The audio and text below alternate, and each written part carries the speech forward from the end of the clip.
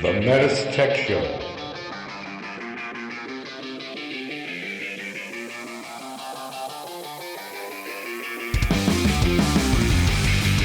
Welcome to the METUS Tech Show, a show for HVAC professionals by HVAC professionals. The METUS Tech Show.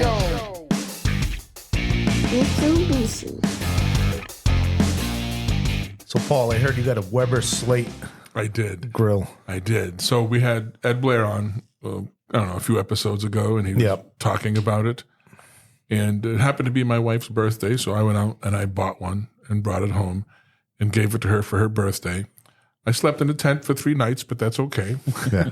But I tell you, I love it. I wanted, I was going to get a Blackstone, and the only reason I didn't is because they're high maintenance. You know, they're like a cast iron pan. If you don't season They're great. them right, It's just you have to great, yeah. you have to be on top of it. I'm not a maintenance type of person. Me neither. You know, I don't mind cleaning something, but so, you know, I have thrown out cast iron skillets because I let them go for too long, and I didn't want to do it. So I bought this late. I loved it. Now, I've been on vacation. I've been traveling. Haven't had a chance to use it as much as I've wanted to. But the first thing I did, I put it together.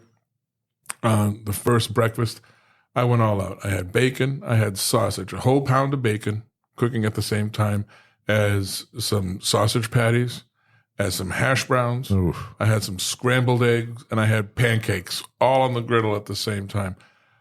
My kids love pancakes. I hate making pancakes because I can only make one pancake at a time. All right, whose turn is it for a pancake? You want a hot pancake? You know, get to get the butter on. Breakfast, I said it before, breakfast is not easy to cook. No, but with this griddle, it was all ready all at once. Now, the tough part is getting the timings down. What cooks faster than this? You know, you got to kind of play with it a little bit. What temperature should I have? But it's got 4 burners underneath. So do you set them differently so you can have a cool side of your grill? Yeah, exactly. Like I put the eggs off to, you do the eggs last. They cook quick. The hash browns take the longest, so you can have them there on the hot side. The eggs you can actually cycle off because eggs take a couple of seconds to cook. You're done, but it was good. They loved it. Then I made a cheesesteak, and I know we have a lot of people listen to us in Philadelphia, so I just want to get this out there. There's a difference between a Philly cheesesteak and a cheesesteak. I made a cheesesteak. I got the shaved beef. I put a little bit of fat on there and a little bit of butter, and I did my vegetables. Get the peppers and the onions and get them all nice the way you want them. The meat goes on there. It cooks quick. Some salt and pepper. Put a little Worcestershire sauce just for a little flavor. So there's about 2 pounds of the shaved beef, and I took about 4 or 5, 6 slices of American cheese, mixed it in, let it all melt. Then I split the beef into portions, like what was going to go inside the sub roll. All right. And I took these Italian sub rolls, crispy on the outside, soft on the inside. I opened them up, butterflied them open.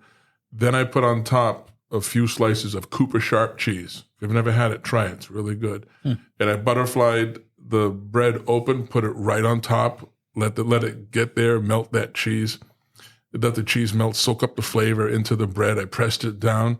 Then you got the big spatula like they got in the diners. You slide it underneath the meat, you flip it over, and then I wrapped it in parchment paper like they get at the restaurant. Because when you go get a cheesesteak, you get takeout, that drive home with a bag is sitting in your car for 10 or 15 minutes. Yeah. All that bread soaking up all those flavors. Yep. I cut them in half. I gave everybody, the 2 halves of the kids loved them. Devoured it, huh? Oh, they did. I mean, smash burgers was the most recent thing. Get those things down there. Made a nice smash burgers down, smash them nice, get some onions in there. I made a sauce to go on them. Let's see, what did I put in that sauce? I put some yellow mustard, some mayonnaise, hot sauce. Yeah. Oh, onion. In the onion, I had to puree the onion, so it's almost like a paste. I should just use shredded it on a hand shredder, a little box shredder. Get that all in there and mixed in. I might have done some other things. Then you put the burger down there. Before you flip it over, you put that sauce on there. And then you flip it over. It's all nice and crispy on there. You put the cheese on it. And it was 2 patties. So I think 2 pounds of ground beef, 80% lean. We mentioned that before, fattest flavor. That made 8 patties. So each burger gets 2 patties with the sauce and the patties and the cheese on there. And I wrap those in, just around half of the burger so you got something to hold on to. The kids love that. Professional. Oh, yeah. No, that's my wife. operation. My wife says, why'd you get this? You can't make anything healthy. So I made some salmon and some swordfish for her. It came out great. She loved it. But my next thing is going to be a grilled cheese hot dog. So let's hear me out here. Right?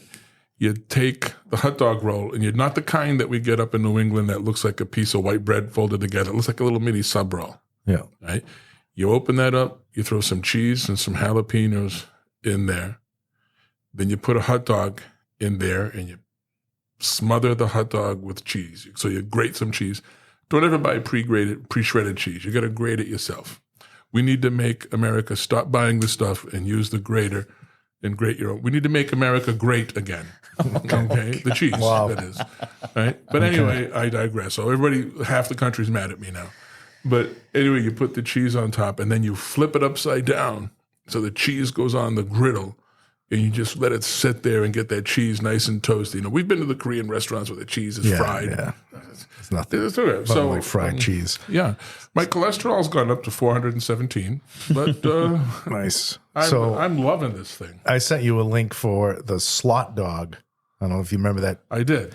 That hot dog cutter that puts X slots into the hot dog. And yeah, Bryn's laughing over here. So when you cook the hot dog, of course, then nothing beats, I don't know why it is, but cutting slices into a hot dog and then grilling it. And then the hot dog opens up and just, I don't know, it's like 10 times better.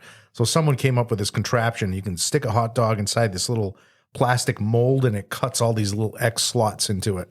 So that's a big thing lately on TikTok and everywhere else where they're making these hot dogs and the cheese gets into those slots and everything else. And it's just takes the hot dog to another level. But I went to Home Depot or Lowe's or somewhere, and I had the Blackstone in my hand ready to go until the guy said, all right, so you got to get a can of this beef tallow, and you're going to have to season the grill and heat it up and season it probably 2 or 3 times and get it nice and seasoned. Then after you're done cooking, you're going to have to season it again. And then I just put it back on the shelf because I know I'm not going to do any of this. Well, that's the beautiful thing about this. First of all, I got the 36-inch. What kind of metal is it made out of? It's just iron. It feels like a cast iron skillet, but somehow I don't know how they do it. The technology of putting, whatever they call it, smelting this or making the iron, it's pre-seasoned somehow. So there's nothing I had to do to it. I put a little bit of oil on it. I use olive oil for everything. I probably shouldn't because olive oil doesn't like the high temperatures. I should probably use like a peanut oil or quickly. something. But I put the oil on it when I cook. Like if I'm obviously bacon or the hamburgers, I don't put any oil. It's got fat in there. But when I'm done, it's so easy to clean. I got a little squirt bottle of water. When you're done with it, you just you turn it off and immediately put the water on there. Most of it evaporates, creates steam. You got the spatula. You scrape it off this little hole on the front corner where there's a little pan that catches all that, the little trap and everything else. Then you take some paper towels, and I just take a wad of paper towels and just wipe it down, and I'm done. I mean, I love this thing, and I will be cooking on this all winter. And just making salmon and swordfish just outside. So I'm going to go all Portuguese on this garage. I got a detached garage. I ran power to it a couple of years ago. I'm going to put a range hood there. I'm going to vent this outside. I'm going to make my own little kitchen outside. I'm really, I'm going to cook there all year round. I've got 3 extra propane tanks in case I run out. But the food comes out. So it's like going to a diner. It's really good. That's awesome. Sounds like you're having fun. When are you making fajitas? I'll probably do that at some point. I haven't got there yet. But I always think fajitas with a flat but this is the thing. Surface like that. I made a stir fry, and I made some fried rice. Right? I make that in the house. I do the vegetables first, and I take those out. Then I do more vegetables, and I take those out. Then I do the protein, take that. Then I got to do the rice. I did everything all at once. I mean, it's just simplicity. It's just easy, and it's all done. Fajitas are going to be the same thing. I make fajitas. I can only make one at a time. I got one pan. Sometimes I use 2 pans. I'm telling you, this is a time saver. Did the grill come with a cover that you're never going to use ever again? No. Okay. No. I had a gas grill I bought a few years ago, and I had a cover on it. I got $100 for the cover. Yeah. In one windstorm, the thing blew off. Yeah, I never found it. again. That's what happens to me. I use it maybe once or twice, get lazy, and then it's in the woods, and then I can't. No, mine was actually on. Mine was actually on the grill. The wind, one of those windstorms came through and blew it off, and I've never seen it. Although my neighbor's got one that looks a lot like it. Nice. Well, welcome to the METUS Tech Show, everybody. We got a great episode for you today. So I heard Bryn last week talking about, we were all having our instructor meeting and exchanging ideas and kind of teaching each other about maintenance tool, about the N generation, about VRF in general. And Bryn brought up something that kind of blew our minds a little bit. And he basically simplified different conditions, diagnosing different conditions in the city multi-system. So I want to call this episode Bryn's Rules of Thumb. That way it's my responsibility if it doesn't. So it's your fault. Yeah. Well, and again, what's a rule of thumb, right? We have to. This isn't a target that's written in any of our manuals, but it's common sense. Sure. Common sense breaking down what readings I'm looking at to diagnose a particular piece of equipment. And we're looking at 3 readings on maintenance tool for this episode. We're going to be looking at 63HS1, which is our high pressure, 63LS, which is our low pressure, and TH4 compressor discharge temperature. Now, those 3 readings for me, I always talk about this in class. I have my top 5 vitals, my top 5 readings that I always go to. And that's high pressure, low pressure, TH4. And then I look at TE, low temperature saturation, TC, high temperature saturation. Those are just my 5. Yeah. I could ask you, Bryn, and you could have a different top 5. Yep. But I don't care who you ask. TH4 always falls into their top 5 or top 10 or top 7, whatever you want to call it. So we're going to go through each condition, and we're going to talk about restrictions. We're going to talk about bypass, low charge, high charge, right? Yeah. So, Bryn, I'll let you explain these. Let's talk about what would indicate a restriction. What readings am I looking at as a quick reference, rule of thumb? Yeah. So, full disclosure, my 5 vitals I just stole from you. It's the same 5 for me. And TC and T realistically are a function of 63HS1 and 63LS, right? Yep. It's just a saturation of our high pressure, saturation of our low pressure. Yep. So they're kind of interchangeable in a sense. Some people will look at, 63HS1 and they're looking for a certain pressure, but most of our, our compressor is going to run off of a saturation point. Our compressor is driven by saturation point, not necessarily pressure. At the end of the day, it's kind of the same thing. But when we're talking about restriction, and this is all basic HVAC, it's not anything that we aren't used to. It's just applying that to maintenance tool. So we're going to be using the codes, but realistically, this is the same thing you would see on a unitary system. You'd see it on anything HVAC related. This is all basic HVAC refrigerant flow. Back in the day, they used to have these cheat sheets. Some manufacturers would have them. You'd see them in schools. When I was teaching entry-level HVAC, I made them up when we had them all there too. And they would have the different values. It would say suction pressure, head pressure, superheat, subcooling. You have these arrows in there. Yep. And the arrow would be pointing up or down, or it would be even. And you'd look at that, and it was kind of a cheat sheet chart. Right. Yep. This is kind of make it easy. Yeah. So I just wanted to say one thing, and Bryn, you tell me if this is not the case, but those tools are very helpful if you have one problem, right?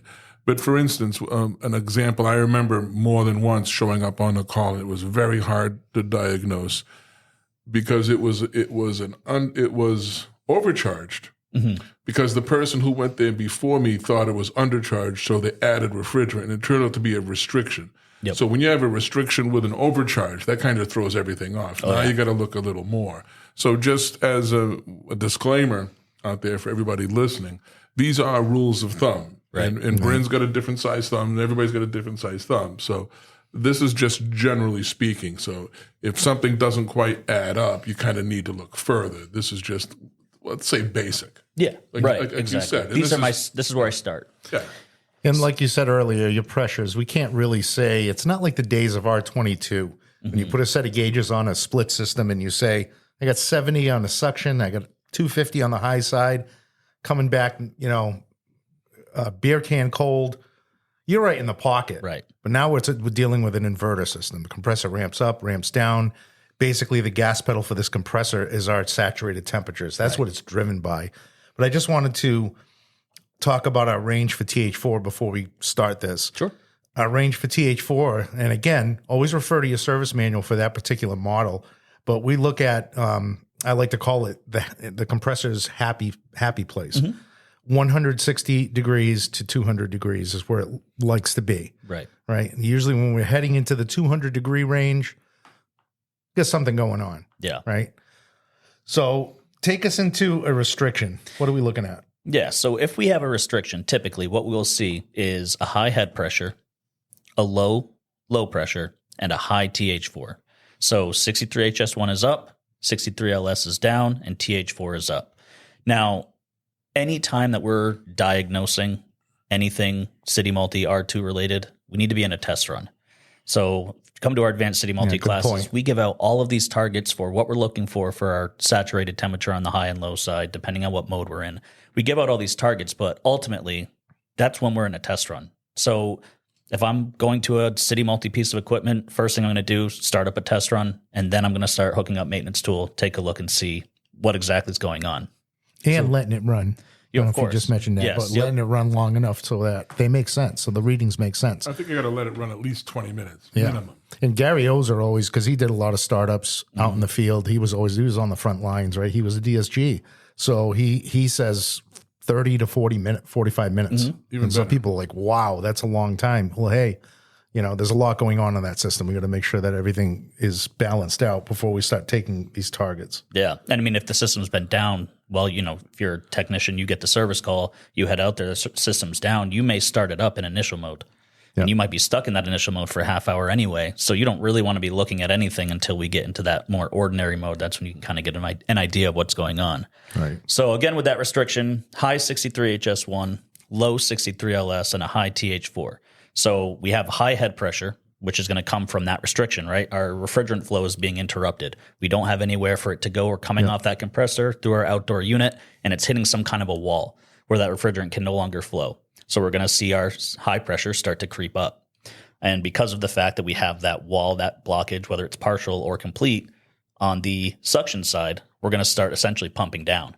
We're not going to get any refrigerant back on that side. We're going to be starting to pull a vacuum, right? If you've got a complete blockage, you're not going to be able to pull refrigerant back. It's going to start pulling and pulling. That compressor is going to keep running.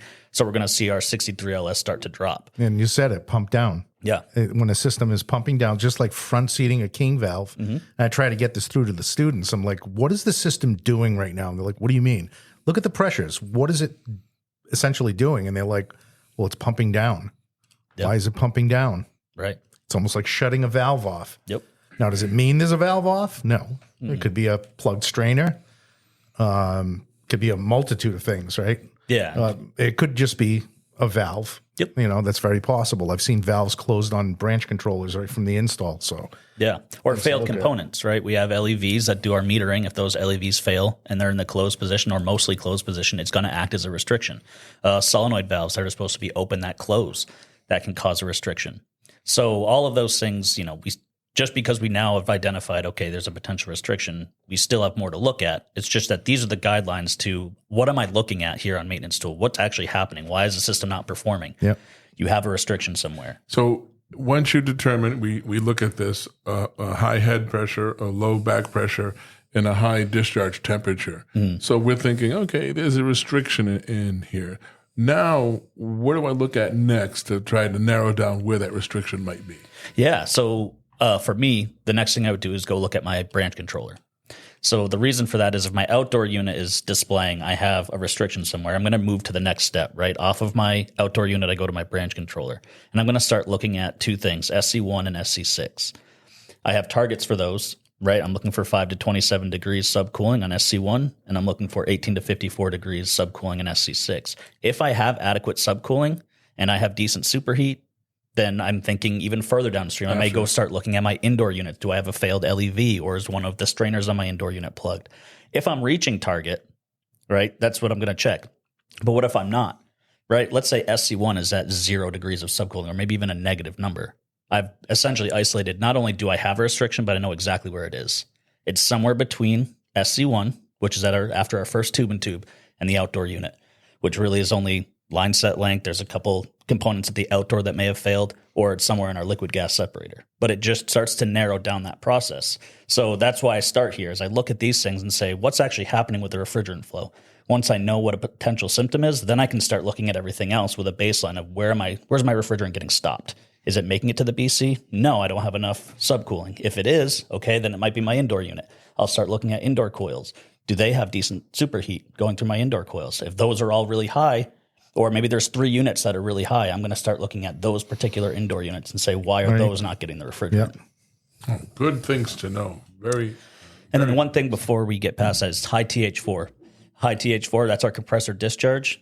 It's because we're not getting refrigerant back, right? We're starving the compressor of refrigerant, so we're going to start to overheat that compressor. Yeah. TH4, in my opinion, is one of the most important things to look at. If I had to pick one thing to just look at, it would be TH4. It tells you so much. What's the temperature of that discharge line, the hot gas coming out of that compressor? Because that tells you so much. Because whatever that temperature is there, at the valves itself, it's considerably hotter. Right. So that's a good temperature. So let's talk about TH4. At what temperature would you start to say, hey, something's wrong here? If it starts getting up over 200, I'm going to start. That's when what I would consider a high discharge compressor temperature. So once I'm over 200, I'm going to start thinking something's going wrong. Something's not right. I'm starving that compressor of refrigerant for some reason or another. It's just a matter of what's actually causing that. Once we hit the 220 to 230 range, we're looking at lockout range at that point. Yep. All right. And I know I'm getting ahead of ourselves here for the next one, but what would be the low temperature that would make you say, something's not adding up here? That's a little bit harder to say. Exactly. I mean, technically our range is 160 to 200. Generally, we're going to get into bypass, but generally I've seen it as low as like 112 degrees. And that to me is a red flag right away. If my compressor discharge, this is again, after it's been running for a little while. Right. On first startup, that's normal. That's normal. It's going to work up to 160. But if the system's been operating for half an hour and I can't get above 120 degree TH4, I'm going to go, what the heck is going on? I would be considering if there's liquid getting pulled back to the compressor. All right. So restriction. So we're looking at high pressure, high side pressure, low side pressure, and a high TH4 or discharge temperature or compressor temperature. Yep. All right. So Awesome. let's talk about the next one here. If I have a low head pressure and a high suction pressure with the low discharge temperature, TH4, now what are you thinking? So this is going to be, or indicate anyway, a bypass, right? Or flooding. Some people call it flooding. Yeah. Essentially, right, some component that's supposed to be either closed or metering is wide open. And so what happens is we can't build compression in the system. So what will happen to our high side pressure is it won't build, right? So we start to it's almost like equalizing those pressures. System's wide open. There's nothing metering that refrigerant. So we start to have a lower head pressure and our suction pressure will start to creep up a little bit. And we start to see this more equalizing effect. That, to me, indicates a bypass. That's usually coupled with a low TH4 because, again, we're probably pulling back liquid. So a bypass is what I would consider a bypass to be is we have subcooled liquid coming out of our outdoor unit, and in some way, shape, or form, that liquid is going right through to our suction side and coming back. Yeah. And a great indicator is if your system has a TH15 shell temperature thermistor, you can see flooding happening on that thermistor as well. Yep. So that's a big one for failed LEVs. If LEVs fail open, if solenoid valves fail open, they're audible. That's the other great thing about bypasses. You can usually hear them. Yeah. They're going to hear this hissing sound. You can actually hear that liquid rushing. So I do it in class. We'll, bypass an LEV so contractors can hear this is what a bypass sounds like. Yeah. When you first set up our R2 system, we have an intentional bypass, SV1A, is bypassing for the first 4 minutes of startup. And you can hear a little bit of a hiss. And then after about 4 minutes, it'll quiet down a little bit. And then you'll look on maintenance tool and see SV1A is closed. So you can actually hear that bypass cut out. So that's what that audible indicator is. But again, the reason why we have that high side pressure and that high suction pressure is because we can't build compression because something is open that shouldn't be. And the result of that is typically liquid coming back to our compressor. So our TH4 is going to be abnormally low. Yeah. And one reading that I think gets overlooked quite a bit, and I overlooked it for many years, is frequency. Yep. Right? So what's frequency going to be doing on a restriction? So your frequency is going to try to ramp up at first. The problem is if it it will try to ramp up. It'll try to overcome that. The problem is that if we can't drive down our TE, and you might see the compressor at 60, 70 hertz, and that still can't drive down the TE. That's when you're going to And our TH4 is going to stop that compressor from ramping up too high as well. Yeah. Same thing with our flooding, right? Yep. So if we have a flood condition, our compressor, our TE may be tanked at that point, be really low. So that compressor is not going to want to ramp up. Yeah. Right. So frequency plays a big role into this. It does, especially, if it's a 72-degree day and your compressor is running at 60 to 70 hertz and you have a 38, 40-degree TE or a high low side pressure, there's nothing else the compressor can do. Something's going on. Why is it on a mild day we can't build compression in that system? Why can't we get our TE, our saturation point of the low side down? I just wanted to point that out so everybody can keep frequency in mind and how that's playing a role. Frequency is overlooked, I think, a lot. To me, on the old days with a single speed compressor, we'd look at amps, right? And amps current is an indication of how much work that compressor is doing. Well, it's not a realistic reading for us to take now. Yeah. So we'll look at the frequency, and that's what the frequency is. It's an indication of how much work that compressor is doing. Right. So if you see that compressor doing extra work but nothing's happening, then again, it's just another what's the word I'm looking for? It's just another symptom in diagnosing the sickness. Like that's what the doctor's going to look at you. What's your blood pressure? What's your pulse? What's your oxygen? It's just one more thing to look at to help you narrow down. And another thing, don't underestimate one LEV in a large system, like say an LEV in an indoor unit wide open, that it's not going to affect the rest of the system. It blew my mind when I saw our maintenance tool files where one LEV in one indoor unit malfunctioned, and that's enough of a bypass to really cause problems out at the outdoor unit with frequency and trying to maintain saturated temperatures. Yeah. I mean, we've even seen maintenance tools where somebody had a sub BC. This is on a brand new install, a sub BC that never got powered on. So what happens to all of our LEVs when we power them on? They power closed, and then they find their minimum position. So if we have ball valves, or maybe we don't have ball valves going to our sub BC, and that thing's powered off, we're going to start up the system. We're going to be on our main. We're only using our main BC. Well, there's nothing to stop that refrigerant from going to our sub. Path of least resistance. Right. Yeah. So it's going to pass right through that sub, come right back, and that's a bypass. Now, why would you have a sub that's not powered? Well, maybe it's for phase 2 of the project, future expansion. They plan to add units to that sub BC. At the end of the day, powered up. Yeah. And ball valves. That Carl Bryn's referring ball to. valves, yeah. That Carl Bryn's referring to is exactly what had happened. They didn't power it. It was phase 2. The mistake they made was they should have put ball valves there and kept them closed until they were ready to add on to the system. Yep. Right. Right. Let's talk about an undercharge. What would we see on our head pressure, back pressure, and TH4 if we have an undercharge? Yeah. So this one is, again, this is like the most basic of HVAC, right? This is what we all, on residential, when we're first getting our gauges on for the first few times when we're technicians, low head pressure, low suction pressure, high compressor discharge. That's your telltale sign, right? You can't build enough compression. You can't build enough head pressure because there's not enough refrigerant in the system. Your low side is too low because you're not pulling enough refrigerant back, and your compressor discharge is high because it's starving of refrigerant. Yeah, because you're not cooling off the compressor now, not enough refrigerant to cool it off. Now, there's millions of things we can check, right? We can look at our indoor coils and, again, look at our superheat through those indoor coils. We want 0 to 10. If they're all in the 20s, we don't have good subcooling through our branch controller, low head pressure, low suction pressure, high compressor discharge. That's telltale low charge. That's not to say don't check for other things, but I would be at that point probably weighing out my charge and seeing where I'm at. Yeah.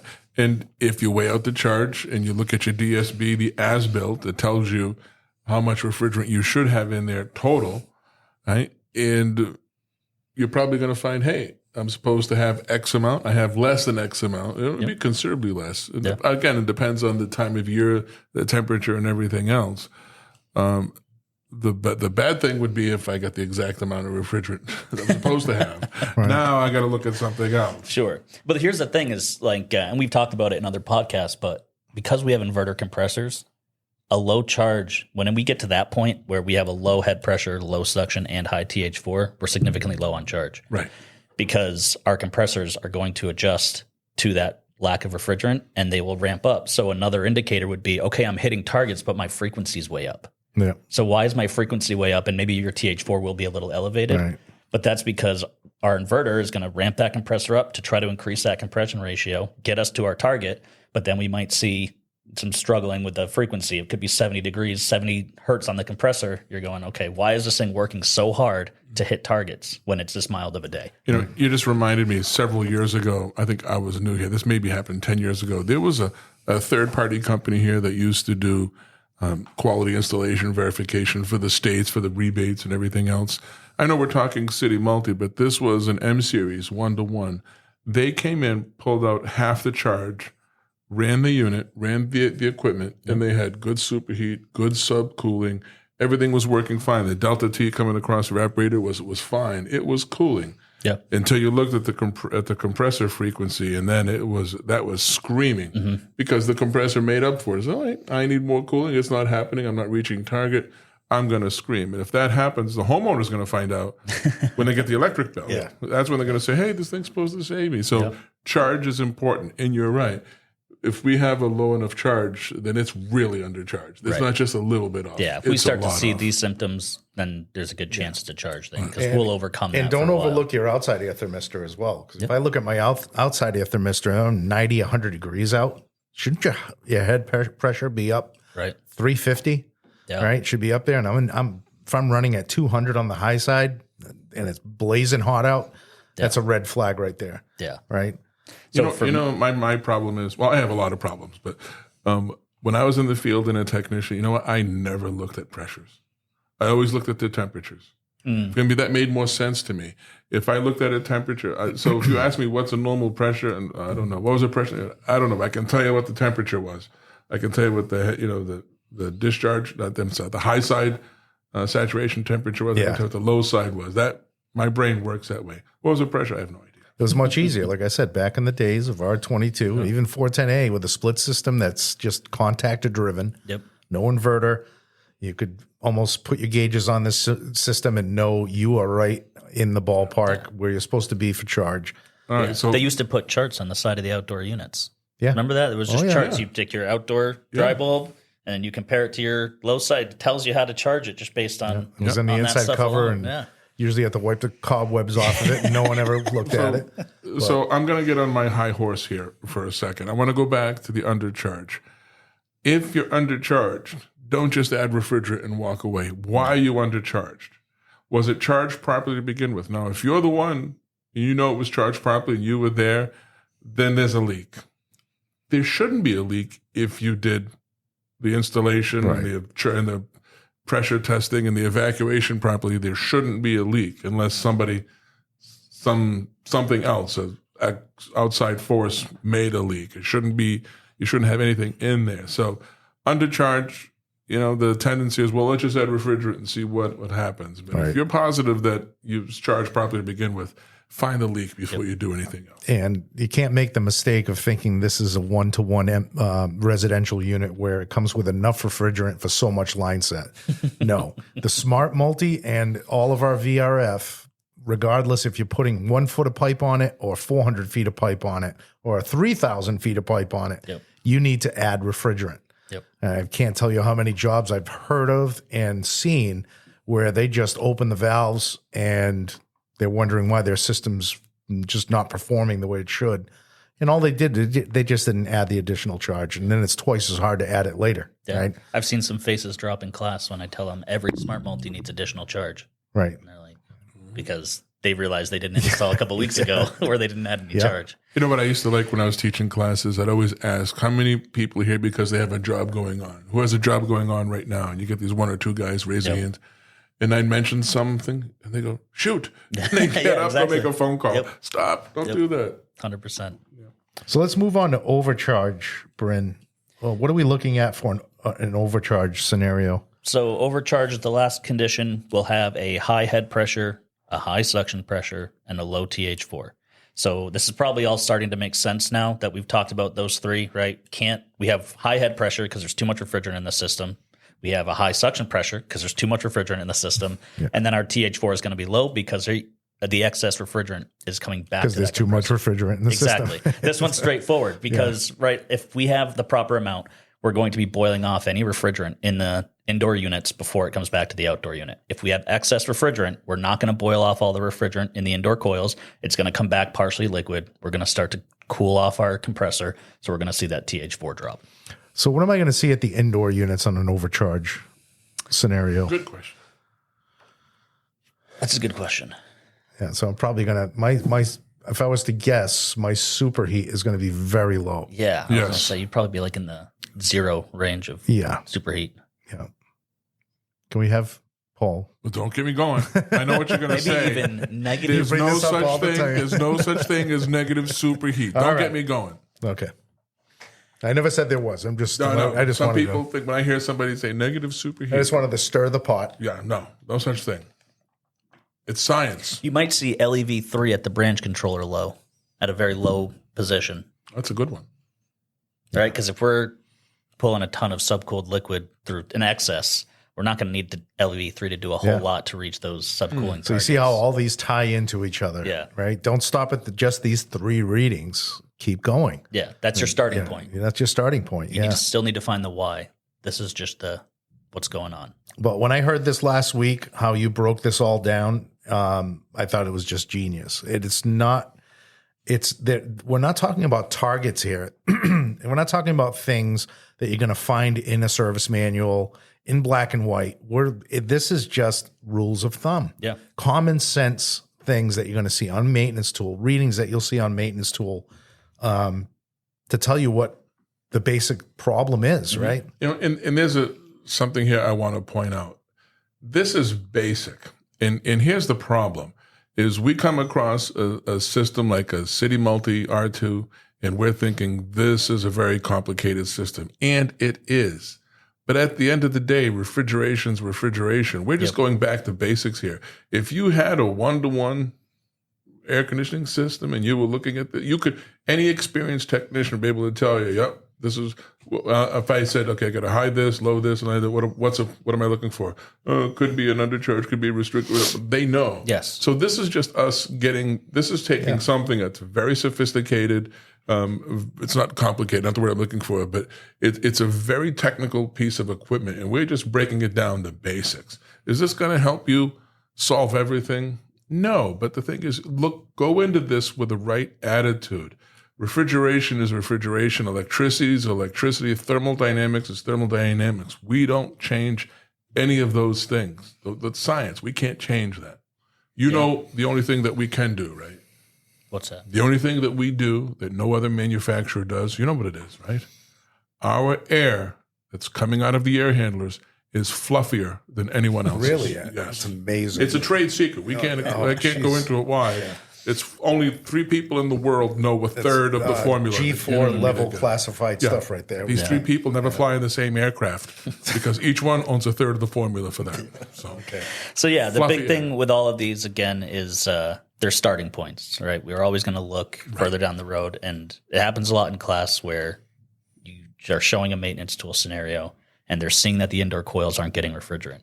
And so our minds will immediately go to restriction. And so I get to use these. I always give them out before I show any scenarios. And I say, if I had a restriction, would my high side pressure be 283 right now? And they're like, oh, no. So it helps you eliminate, okay, just because my indoor coils aren't getting refrigerant does not mean I'm restricted. I have to look at what my pressures are. If my high side pressure is only at 283, there's no way I have a restriction. There's no way I would have a restriction. So now we can start to narrow down, okay, actually I'm bypassing. Now where am I bypassing? So these are all things to get you started so that you kind of get what it will look like when these things happen. And you just hit the nail right on the head. Diagnosing is eliminating what's not wrong. Right. And that's what you're doing. Okay, this can't be it. That's done. Check that off. What's left? And you said it before, the most basic, the most obvious. We always tend to go to the hardest stuff, right? What about filters and coils being dirty? Yeah. Right. Yeah. If we're doing all these tests and all the coils and filters are dirty, Yeah, forget it. right? We didn't start with the most basic of things. Yeah. And while I'm on that, what would we see on high pressure, low pressure, and TH4 when all the filters and coils are plugged? You would have it would look like a bypass. It would. It would look like a bypass. So we have low TH4. We know that. We'd be flooding back. Yeah. Yep. We would have low suction pressure, low TE, low saturation, right? Yep. So our compressor's not going to want to ramp up. Yeah, but it's going to have to because we're not building a whole lot of head. What's our head pressure going to be doing in a scenario like that? It will probably be, my guess would be about normal or maybe a little high. Yeah, It's that's what I would only say. because the compressor is going to try to increase the ratio, compression ratio, to get more refrigerant inside. The problem is it can't because my TE, my saturation, my low side is going to be low. So it's probably going to look maybe normal, slightly high would be my guess. Superheat's going to be really low in the negatives. Yep. Yeah. Yep. And then your LEV positions. Your LEVs are probably going to be pretty darn open. And you're going to see like these things are letting they're trying to get more refrigerant to those indoor coils. It's just not happening. So remember, the most obvious, and I always go back to the movie Sling Blade, when they bring the lawnmower to him and they say, yeah, you figure out what's going on. And all of us are trying to figure out what's going on. And he says, ain't got no gas in it. Remember that? Yeah. Most obvious stuff. All right, just for the record, maintenance tool may show you a negative superheat, but that's just the thermistors that may be reading a little bit up. There's no such thing as negative Right. superheat. It's a formula. It's a formula. Yeah. Yes. Yeah. Cool. I think that about covers it. And I like this. I like these Bryn's rules of thumb. This is great. And I think we're going to get an email from Nick on this one. I was just thinking, what's Nick going to email Maybe about not. this? No. But I No, think he's he going to be will. I excited have a about this I'm one. pretty, he makes a comment about every episode. I love the guy. The guy is great. He's a good technician. He listens, right? And he learns from it. So yeah, this is what it's intended to do. Yeah. The main purpose of this podcast, is food. That's the number one thing. It's the most important thing we talk about is food. It's entertainment.